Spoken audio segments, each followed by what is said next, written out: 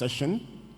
Conference host Pastor Mensa Otabil will host an interactive discussion with Dr. Sam Chand on the topic transitions in leadership. This will then be followed by the segment you've been waiting for, your questions and answer segment. Please don't wait for them to finish before you send your question ahead. You can send a question, keep it very direct, and let's know who you are addressing the question to. There are 3 ways you can do that. First, you can scan the QR code on the screen and send your question with your name. Secondly, if you're watching us online or on any of the channels, kindly send your question through the comment section on the stream. The third way is in person here in the auditorium. Kindly line up behind the microphones at the time that we will indicate, and I'll let you know when that time comes. At this point, Doulos 2025, kindly help me welcome conference host Pastor Mensa Otabil. Let's put our hands together as he comes.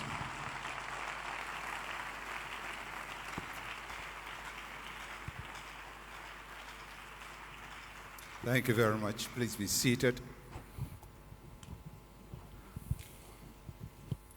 We will just chat for a bit, and then your questions will come in. So questions can be on both sessions, my session and his session, and we'll do our best to answer them. Doc, so when you talked about 480,000 people not preaching in the next 5 years, what did you mean? Are they going to die, or what's going to create the vacancy? It's mostly going to be people aging out. Aging out. Some will die, of course. Yes, but mostly aging out. Okay. Boomers, if you want to call it boomers, are that whole generation that is aging out. And the other thing that's happening is pastors are also finding their tube earlier in life because we have models. I can tell you at least 15, 20 pastors who started doing what I do because I was their consultant in their mid-50s. Because they said to themselves, that is my tube. So they had to leave from. So it's going to be a mixture of it, but mostly aging out. Aging out. That means they are probably close to a retirement age. Correct. And they're going to go. Correct. So in your thinking, what should be the right time a pastor should start thinking of a transition? I've changed my mind on that and asked this to pastors, think 55, then you'll probably do it by the time you're 65, because that's how pastors are. They like to procrastinate using the name of the Lord. So, because if you say 65, you'll kill your church at 80. You don't want to be walking into the walker, shuffling into church, drooling from one side, forgetting to put in your dentures, and preaching. So there are people who are going to say, but there are very successful pastors in the pulpits in their 80s and so on. Isn't 55 too early and 65 too early? So I happen to know most of those pastors in the large church sphere. They have created a strong infrastructure. So they are not doing any administration. They are not going to any meetings. They don't even keep an office at the church. They just become the preacher, teacher, the spiritual apostolic leader of the church. But even then, I don't care who you are as a pastor. You are temporary. You will leave. Yeah. You, 100% of pastors will leave their church. There's not 99%, 100%. 100%. Will leave their church. Now, it's better to leave on your own 2 feet than 8 grown men carry you out in a box. So, because I've seen the same thing you have seen, people build great churches and they destroyed it with their own hands. And these pastors that you're talking about have built amazing internal infrastructures. So they don't carry the weight they used to carry. Yeah. They just carry the spiritual weight of the church. So let's go to what you said in terms of raising a leader. And I suppose succession is not only at the senior pastor level, it's systematic. The band leader, choir leader, everybody will be replaced at one point or the other. So it should be a system through the church. But you said it's heart, head, hand. The easiest thing is hand. Do what I do. But how do you train people to have your heart? I think the only way to do that is what Jesus did. So it's very interesting, people who have studied the Gospels and the walk of the strategic walk for 3.5 years with his inner circle, with his 12 apostles, was people who have studied that tell us for the first 3 years of the 3.5 years, he dealt with heart. But that had proximity. The last 6 months was more do this and do this and do this. There's no substitute for time, proximity, accessibility, in which you earn the right to speak into somebody's life. And I think that is where pastors have to become more intentional about A, who they are spending time with or investing time in, and B, how have they organized that so it really, really happens. But to your other point that you started with, I think if succession becomes the culture of the church, then you don't have to say to somebody, hey, you've been doing really good in the choir, but I think God is promoting you too. You know how we tell people. You don't have to do that because they are thinking, I have a responsibility to not only come in right, but transition right. So when we talk about the heart, whose heart are we talking about? Is it the heart of the pastor, the heart of Christ? Especially if the pastor has a crooked heart. Does he impart the crooked heart? So how do we draw the balance between what the pastor is passionate about and his ethos and what is central to the Christian faith that is Christ? That's a really big question. Because I don't know of a single pastor who does not have a wounded heart. I wrote a book called Leadership Pain. You know, if you are leading, you are bleeding. You will not grow beyond the threshold of your pain. So every pastor is simply dealing with people. Keep the devil and everything out of that. Simply dealing with people leads with a wounded heart. And I'm hoping that not only will the pastor give his or her healed heart, as well as the heart of Christ. Let this be in you as even as Christ Jesus. So I think, like my father, he was a pastor. I knew his heart.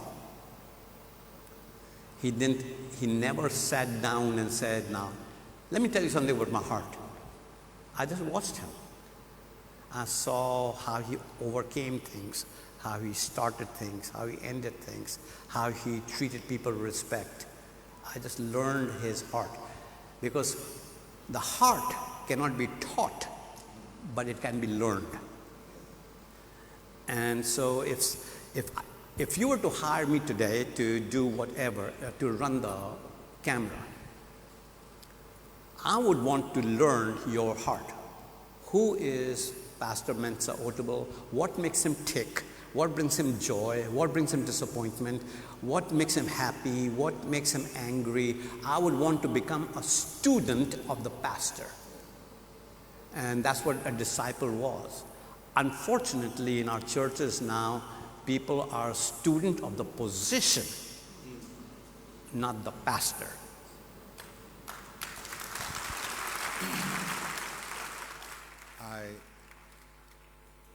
I had a conversation with a conflicted young pastor and he has a spiritual father figure that he looks up to. And of course, you look up to somebody because they do something you like. But then you also see some things you don't like. So he says to me, I don't know what to do, because he talked about the person and he says, he's amazing, he's good, all the superlatives. But then he says to me, he has broken every rule in the book. Everything the Bible says we should not do, he has done it. And he still seems to be getting along. And it's like you're expecting that, well, if the Bible says don't do this and he does it, something will go wrong with him. But he seems to be getting along.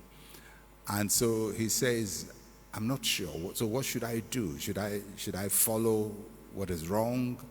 Because part of him or his heart is not in the right place with the Lord. But then there is a part of his heart that seems to be getting results, so to speak. How do you help a potential successor being mentored, coached, fathered, to draw this balance between a heart that is off from the Lord and a heart that is close to the Lord? And which one, what should I follow? So before I answer, let me give you a disclaimer. I'm not doing question and answer. I'm doing question and response. I have no answers. I just have a response. Okay. If I could reflect back on your teaching, the SWOT analysis of the charismatic church, first of all, wasn't that amazing? Wasn't that amazing? Wow. And you know, not everyone can say what he said. You gotta have credibility to be able to say what you said. One of the things that a charismatic church has done, charismatic leaders especially, we are attracted to people's gifts. He's a great preacher. I don't care how he lives. So we are attracted to gifts. So if someone is looking for a father, I think the question is not, can I preach like him? Do I want to be like him? Do I want to act like him? Do I want to have a family like him? Do I want to have a marriage like him? Do I want to treat people like him? Because I have known many pastors who are abusive to their people, and they talk down to them, and they are the senior pope and everybody else is down here. So I think it is not what a person does, but how they are attracted to that. Now, I don't know of a single human being that doesn't have feet of clay. You know somebody long enough, doesn't matter who it is, eventually they will disappoint you. Now, there's a difference between disappointing and living a life that is unbiblically wrong. And at that time, you have to make a choice, a decision, as to if you're going to be receiving, because we know this, that what fathers do in moderation, sons do in excess. And it flows in churches. I've seen when the senior pastor gets divorced, there are tons of divorces in the church. When something is going on here, you know, when the Bible said the anointing flows from the top of the head to the bottom, so does dysfunction. Everything flows that way.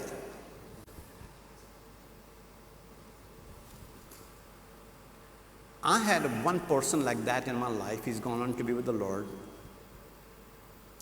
He was not doing anything sinful, but he was doing something unethical that I felt compromised the gospel.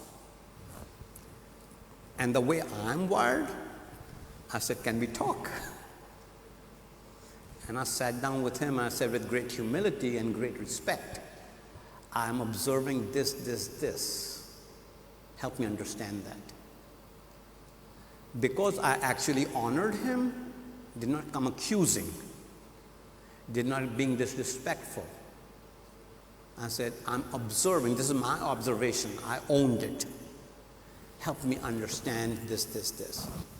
Portions of it he helped me understand. Portions of it, even as he was talking, did not make sense to him. And I can tell you, from that day on, my relationship with him shifted. And that is a very painful thing. So every one of us in this room has disappointed somebody. We'll live another day, we'll disappoint somebody else. But I think we have to have the courage to have that conversation as well. Last thing about that. A lot of times, fathers really don't even know their sons and daughters. They don't even know their names. I know that for a fact. I've been there when they said, Dr. Chen, who's that guy coming? Who's that guy coming? And I remember saying to one of them, saying, he sends you a check every month, doesn't he? Should you not know his name? So they don't have that. I think sons sometimes think they have a greater relationship with the father than fathers have with their sons and daughters. So something is broken because we have made it transactional rather than relational. And when it's relational, you can have conversations. Not accusatory, but you can have honoring, respectful conversations. So this gentleman you're talking about, if he does not have that conversation, it'll be unfinished business.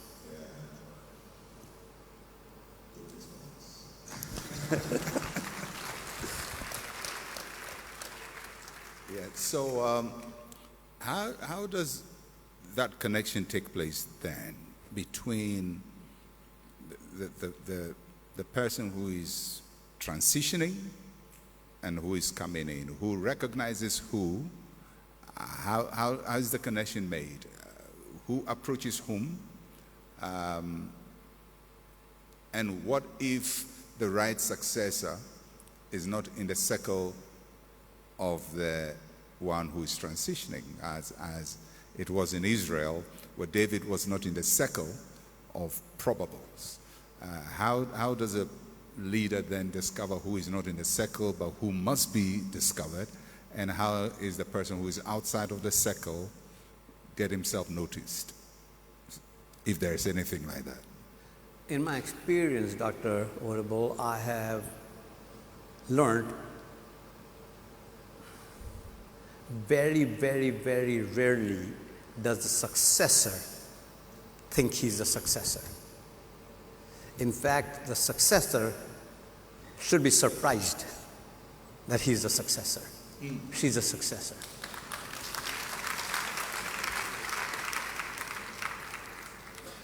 So in almost all cases, it is, I don't want to call him or her the predecessor, but the person there right now sees that person. The ideal candidate for someone like, and I write about that in my book, Tsunami, that many of you are getting. The ideal candidate is what we call the insider, outsider, insider. That means they were with you, they were in your circle, they were at your church, they were in your fellowship. Then they either reposition themselves, you send them away to another branch somewhere, they started another church, whatever happened, they became an outsider, not in a pejorative way, but in a practical way. They became an outsider, and then they come back as an insider. And there are a number of benefits to that. Number one is, when they go out, all of a sudden they recognize it's not as easy as you made it look. You know, coming up with a message or 3 messages every week to the same people who have heard the same stories again and again is no joke. Taking care of everything that is there. So they have a greater appreciation for you. Number 2, even more importantly, is they get slapped around by church folk. They run into a wall. They discover the meanness that is in the church, the disappointments that are in the church. And nothing can prepare you for being a pastor than a good thrashing by church people. Creates a sense of humility. That's the road and the staff of the Lord. Yeah. Absolutely. That's the discovery road. And when they come back, they understand the culture of the church. They have great honor and respect, insider, outsider, insider. The other thing that I say to my own shame is, I was born and raised in a Pentecostal pastor's home. I'm Pentecostal, charismatic, full gospel, all of that. And for some reason, because of the kind of work that I do, I did not,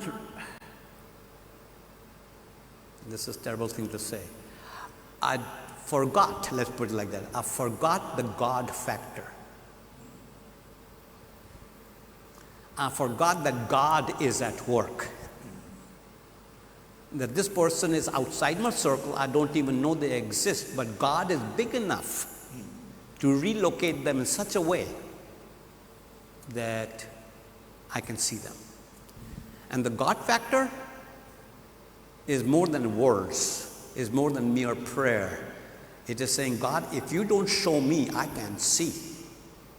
If you don't approve, it's set for failure.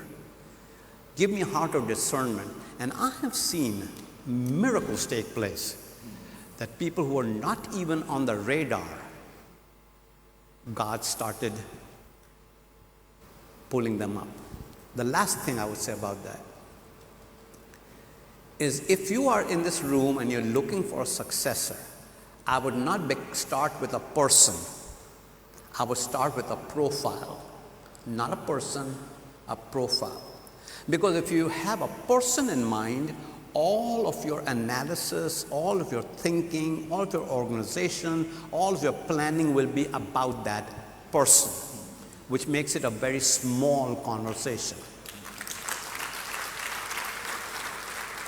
A larger conversation is, what kind of a person does this church need? Not for now, but for next. Because the next pastor following you may be nothing like you. So you are trying to create a profile for the next. So the profile might be something like, again, it's in all my books, Tsunami, it's all there, in which we want this person to be in their mid-40s. Because if you get somebody in their 60s, they're ready to succeed all of a sudden. Mid-40. I'm making this up. It could be 30. Jesus started when he was 30. And I can tell you this, our children are smarter at their age than we were at their age. So, how old do we want this person to be? Married, children, experience, education, track record. Create a profile. And when you create a profile, you start seeing more of that. Give you an example. If you started driving a red Honda tomorrow, a brand new red Honda, all of a sudden you start seeing more of what on the streets? Red Hondas. Question is, were those red Hondas on the street before you got your red Honda? Answer is yes. Why didn't you notice them before this? Because you didn't have a profile.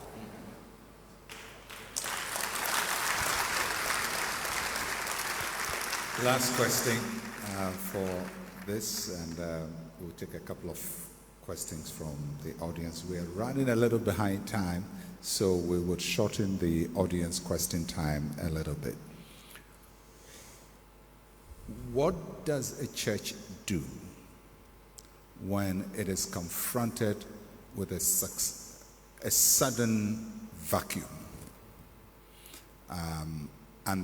and there was no preparation, or there was whatever, but everything is sudden, and they have to find a way to fill the space, get going, be viable, and so on. How does a church transition in a sudden vacuum? That's a great question. So every church, doesn't matter how small you are, how large you are, need what I call a catastrophic succession plan. in which the pastor gets, let's call it the word incapacitated. It could be moral failure, it could be death, it could be health, anything can happen. So I have created a one-pager, I don't think that's in Tsunami, but I can send it to your office and your office can send it out. I have created a one-page sample document. And it says, first paragraph says, in the event so-and-so gets incapacitated due to, and I put some things over there. I would like these 3 people to be considered in that order. I would like for these 3 people, or 5 people, whatever it is, to make this decision. I would like for them to invite these 2 people, 3 people, as outside counsel to be part of that. It does not replace your bylaws. It should be in your bylaws. It does not replace your constitution and bylaws, but it gives a pathway. It's a catastrophic succession plan, and on there you also quote portions of your succession bylaws that is in there, because anything can happen. We're praying it doesn't happen, but anything can happen. And I've seen churches left in a very, very bad way, because now they start making emotional decisions. And the manipulative, dysfunctional people in the church will put their son, their nephew, their cousin in there. And it becomes a political thing rather than a thought-through thing. When I was at the university, I had that letter in an envelope. I wrote who my 3 were, the whole thing I just said, and I signed the edges of the envelope. I put Scotch tape on it. I brought my 5 executive presidents into the room, and I held up the envelope. I said, gentlemen, if I was to die or I was to mess up, open this envelope. This envelope is right here in my top drawer. So they knew. They wanted to know who. I said, that's none of your business. I'm putting this in. So when I left in 2003, I took the envelope with me. They all wanted to know who's in the envelope. Yeah. They never knew. Brilliant, brilliant, brilliant. We will open up for just a few questions because we're trying to make up the time. So Albert, will you facilitate that quickly? Yes, I will. Thank you very much, Doc. Thank you very much. A round of applause for our keynote speakers. So, Doc, let's start with a question for Dr. Chand from Stephen, who wants to know what is the ideal age to become a pastor? And that's for Dr. Chand. To become a pastor? Yes. The ideal age? It's really nothing to do with age, it's when you're ready. And you may never be ready.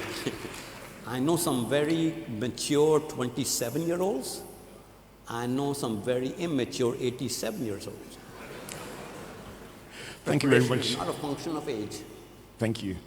Doc, Jamila from Accra wants advice on how, and this is Dr. Otabil, please. Jamila from Accra wants advice on how to handle being a church member in a church in which the pastor's way of life leans towards expediency.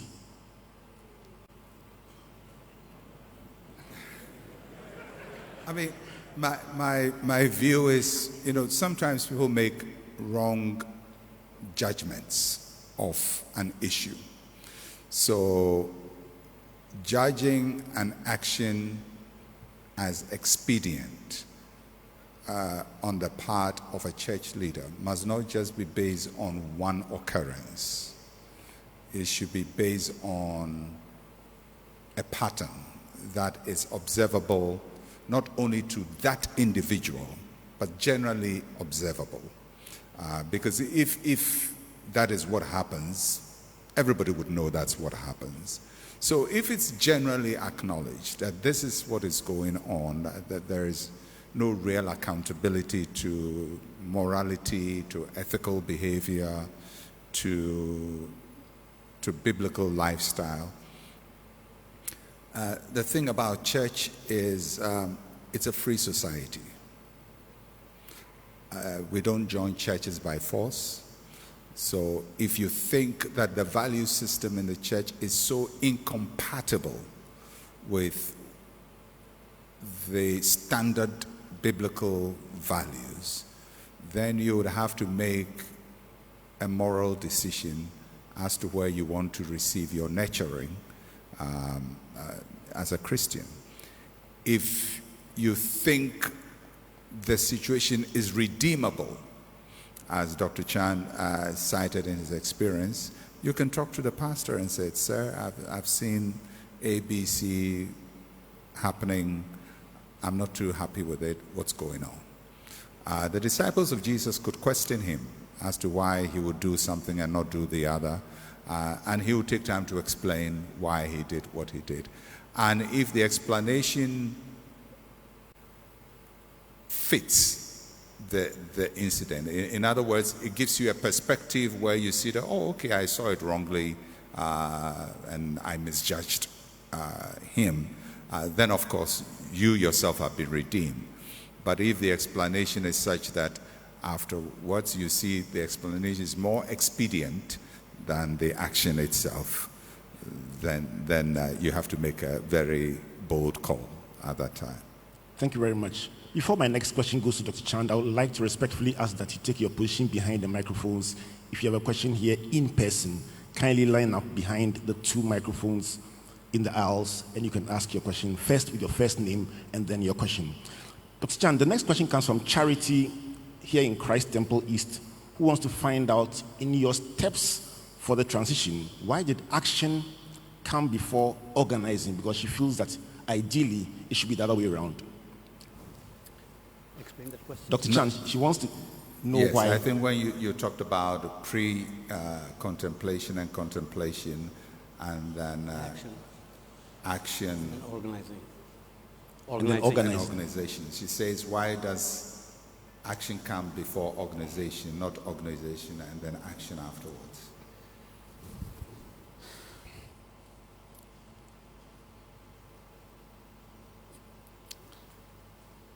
There is no organization unless you have pulled the trigger. The action, the decision has been made. And that is after that they're almost one and the other. You know, we can differentiate in our teaching, but once you made the action would be the decision. So there's pre-contemplation, contemplation, action, organization, and then momentum. So it's the whole notion of we act and then we organize. Because there's no need to organize if you have not taken any action. So, but I will not argue with you. If you teach it next time, flip it, and everything will be fine. Yeah, thank you very much. But I think in the sequence of how he explained action is taking the big leap. I mean, you take the leap before you start really getting things sorted out together. So the action it's more like a leap of faith. So once Brenda and I concluded that I'm going to leave the university, then first thing I had to organize was my letter of resignation. Then I had to organize who will get that letter first. Then I had 18 board members scattered all over the United States, how I was going to communicate with them. Then I had to organize, I already had a successor in mind, he fit the profile, how I'm going to not only resign, but position him for them to accept him. So I had to organize all of those things. I had to organize accreditation. I had to organize with the United States Department of Education. You just don't leave. You have to create a plan for it. So I had a lot of organization to make, but I could not organize any of those things. There'd be wishful thinking if I had not made a decision that we're going to leave. So they're interactive. I mean, there's a bit of organization in the action, and there's action in the organization. Absolutely. But if you want to just create a pattern, you think the action and the organization in terms of how the big picture works out in the next phase that you've entered That's into. right. Yeah. Thank you very much. Dr. With your kind permission, we'll start from the left and alternate one We question. can take, I'm sorry there are so many of you lined up, forgive me. You look all handsome and beautiful, but we can't take all your questions. So we take about 2 questions, and you can still stand by faith. You know, we are charismatics. So let's start from the left. Your first name and your question, please. Thank you, Doc. My name is Nana Danso. Dr. Sam said that what fathers do in moderation, sons do in excess. I want to ask, will this not be one of the reasons why charismatic Christianity in Africa has gotten to where it is today? Because most of the sons learned from their fathers, and it looked like they adored their fathers. So what their fathers did, they learned from them, and they are doing in excess today. And also, how do you get a mentor? Because it looks like, it seems difficult to... Your question, I said 2 people, we are taking everybody's time. Go straight to the point. How do you get a mentor? Then you are out. Thank you, sir. I'm done. He knows how to answer the question. So the first question here, I don't really think it's a question. I think it's an opinion he expressed. So why sons, you said sons, what fathers do in moderation, sons do in excess. So the excesses in the charismatic church, isn't it because of the fathers? I think that's a self-answered question. So how do you get a mentor, isn't it? How do you get a mentor? So you get mentors in many different ways. In many different ways. Yes. All the way from a personal relationship. You can be mentored by books, by podcasts, by webinars. There's so many opportunities. You don't have to know that person personally to be mentored by them. And nowadays, there's so much free information anytime you want to search for it. So the question is not how do you find a mentor. The question is what kind of mentor are you really looking for? So if for example, if it's a hands thing, if I wanted to be a better preacher, I would watch you. Because it is the kind of mentor that person is. If somebody is looking for growing deeper in the Lord, there are all kinds of resources on discipleship and maturity and guidance in the Lord that are available there. So you can find mentoring all day long, but people sometimes think, I've got to be with that person. They got to know me. That's not true. I've been mentored by people I have never met. I've been mentored by people who died centuries ago. So you can find mentors like that. Good afternoon, sir. My name is Anthony. My question is on syncretism, and that is the invasion of the African spiritism in the church. My question is, to what extent should the church embrace the African culture, since to largely it's a way or it's a vehicle that carries some of these beliefs into the church? That's a very difficult question. It's a challenge Israel faced, and there's a challenge the early church faced. The question of culture and religion. When you've been raised in a culture, you also somehow connect with its religious beliefs. So Israel was raised in Egypt. They were not raised in Israel, they were raised in Egypt. And so, although they were called God's people, they were Egyptians, really, in a cultural sense. The Israelites were Egyptians, because for 430, the culture they knew was Egypt. That was their language, that was their belief system, that was how they practiced. And so even after God delivered them, they struggled, because God wanted to create a new people out of them. A new culture, a new religion. But if you check the story of Israel, they never got Egypt out of them until they went to Babylon. Even as a nation, they couldn't get that culture out of them. So culture is a very powerful force. It can undermine belief in a very profound way. And that is why we Africans should be very mindful of the creeping in of beliefs, because it's so easy for your culture to destroy your Christian faith. It took Israel into captivity, into Babylon. It was only in Babylon that they discovered one true God and worship him truthfully in Babylon. If you look at the early church, I mean, the epistles, the Corinthian church, born again but very Corinthian. The Ephesian church, born again but very Ephesian. And they're struggling with all the belief systems that their culture has prepared them for.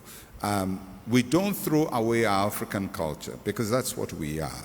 But we have to have sensitivity and discernment and doors to know that this is no longer African.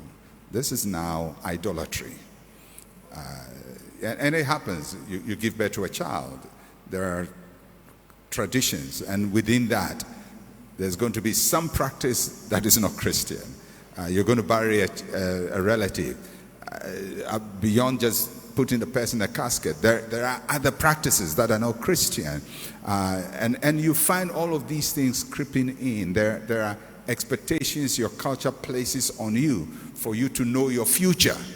And so when somebody dies, we have to consult something to tell us why the person dies. All of that is not just the culture, but the religious aspect of the culture. And if you are not careful and you become a Christian minister, your easiest path is to go there, because that's what the people expect from you. So if somebody's relative dies and I go to tell them, I prayed about it and the Lord said, that man and that woman did it, believe you me, they will not question me, because they are programmed to believe that this is what must happen. So it is my discipline as a Christian that would say, I will never participate in that, to reinforce something that their culture has prepared them to believe. And that is why sometimes I get on the case of those who claim to be prophets. There are only very few people who can properly claim it. Majority, I think they are practicing African fetishism. Majority. Because they meet the expectation of the people. The people want you to do that because that's what the culture has prepared them for. And you have to have the commitment, sometimes even when God shows you something, not to say it. Because in saying it, you are taking the people back into a system that God has to deliver them from. We have to be very... Nurturing Christianity is mostly countercultural. Christianity doesn't fit anybody's culture. It's against British culture, it's against American culture, it's against European culture, it's against everybody's culture. Nobody practices Christianity as a culture, because that is the biblical culture that even the people of the Bible couldn't struggle with. So you have to understand the struggle we have to go through if we truly want to serve Christ and let him be the Lord of our lives. And I feel that if we truly want to be global influencers of Christianity, then African traditional religion and its syncretist effect on the Christian faith must be exercised very boldly and robustly. If we don't deal with it, it will kill our Christian faith. It will kill our Christian faith.